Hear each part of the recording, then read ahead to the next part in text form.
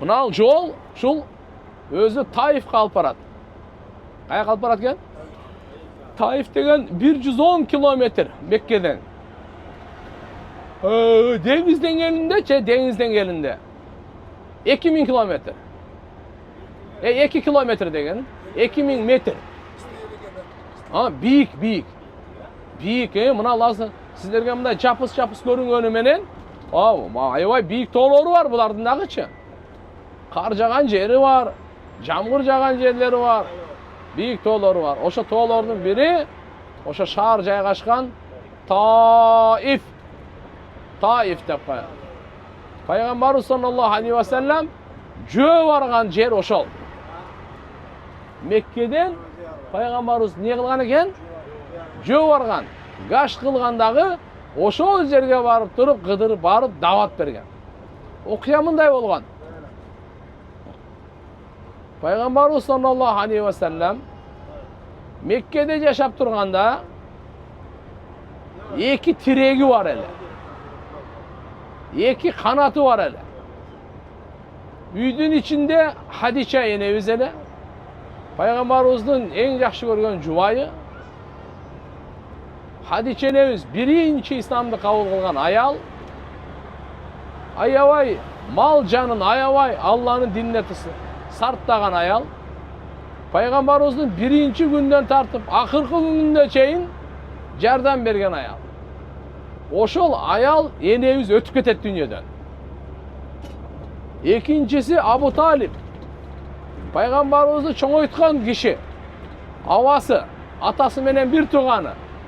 Hazret Ali'nin atası olan. Hazret Ali menен razıyallahu anhu. Peygamberimiz ataları bir tuğan. Ataları kандай eken? Abu Talip menен Abdullah eko bir tuğan bolat tuğanlar. Eko bir tuğan. Oşol Abu Talip imanга kelgen emes. Bирок İslamga жардам берген. Пайгамбарыбыз саллаллаху алейхи ва салламга өзгөчө жардам берген. Меккеде Абу Талиптин авторитети күчтүү болчу. Пайгамбарыбыз дават берип баштаганда, мына бут сөлөкөтүңөр, өзүңөр колуңар менен жасагансыңар, бул Кудай эмес. Силер өзүңөр жасап алып сыйынган кандай бул акмакчылык? Өзүңөр ошо таштан чегип алып, таш алып, же укпайт, же сүйлөбөйт. Ал силер өзүңөр жасадыңар го аны. Ошого сыйынасыңар бе? Анан көрөк жер асманды жаратканга сыйынгыла.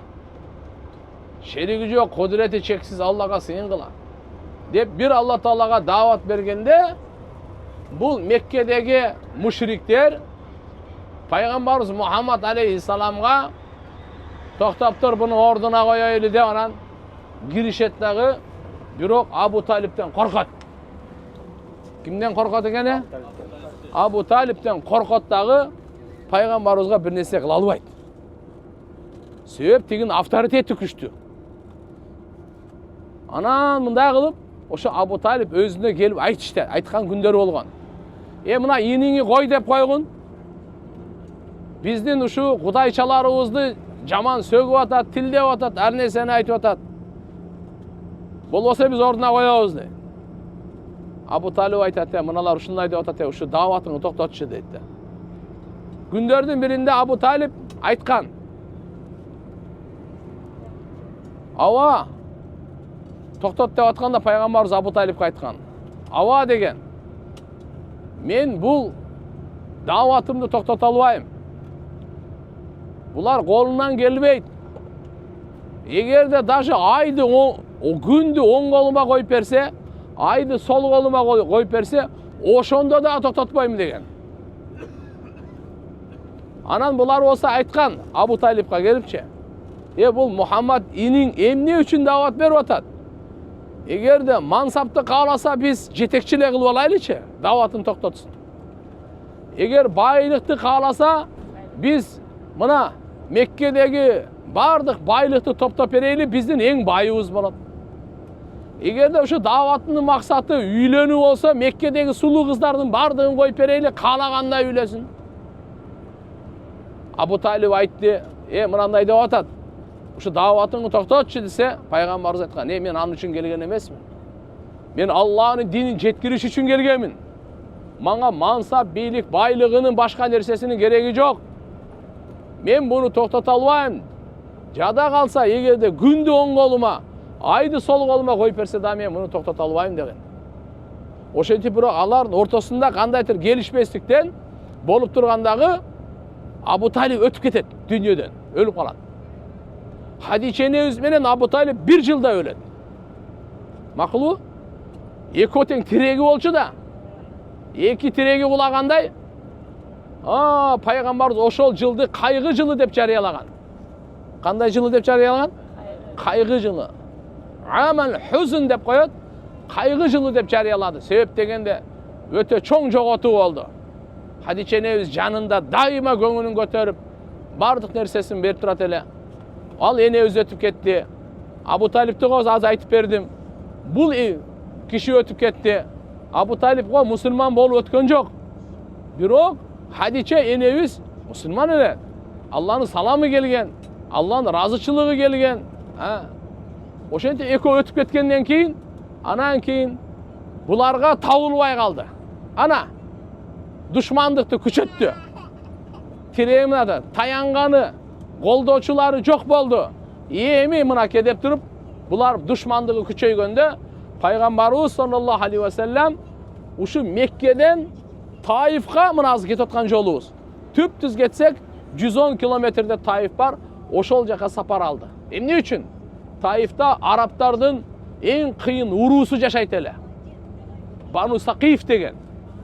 Ошол эгерде ыйманга келсе, араптардын жергесинин мына баарында ыйманга келет деген үмүтү бар эле да.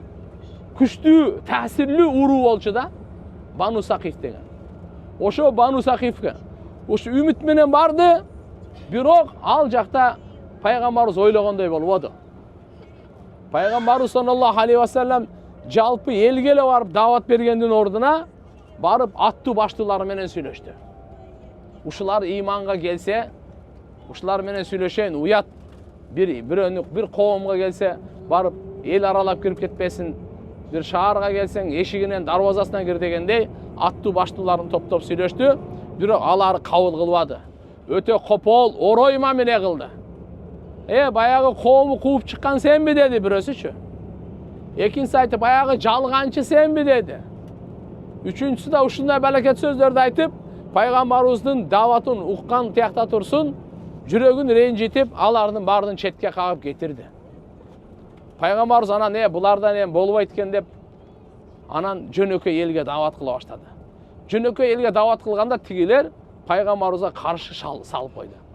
Шылдыңдап, кыйкырып, ышкырып, түкүрүп, акыры анан кийин барып таш боронго алып таш менен уруп, пайгамбар саллаллаху алейхи ва саллям ошо Таифта эсинен кеткен.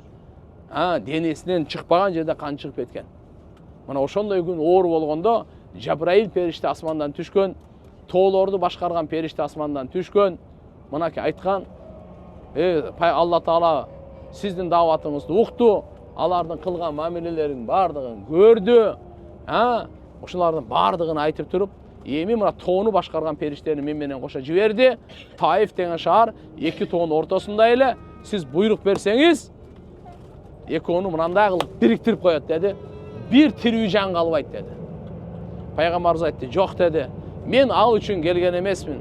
Тескери дуа кылыш үчүн келген эмесмин. Мен булар эгерде ыйманга келбесе, булардын белинен чыккан балдар ошолор ыйманга келет деген үмүттөмүн. Я Алла, мен өзүмдүн алсыздыгыма арызданамын.